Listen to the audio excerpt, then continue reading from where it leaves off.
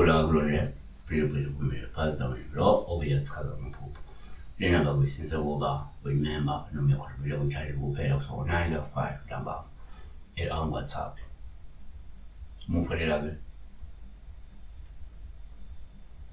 Sethule phela. Yabo. Lola uBojo 777 owaphasa. Ngibuza. Oh, ngisize la. Ngitobengela ngesithelo zomdolofia. Yini umdolofia? Se prickly pear.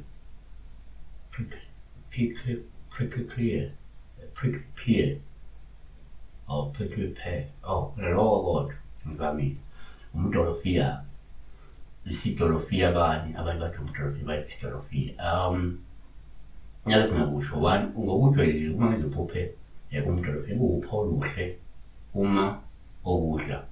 Lokho kungasho ukuthi kungenzeka kuzokuba nenhlanhla nesibusiso futhi uphinde ke uthokozele incebo nemali noma inzuzo ozoyithola ngomklamo noma ngomsebenzi. 3 or 2 kwesinye isikhathi uma uphupha umdolofia kuwuphawu oluhle uma ukudla osuke lusho ukuthi kungenzeka ukhulelwe wena noma uzokhuleliswa noma kunomuntu omkhulisile yabo. 3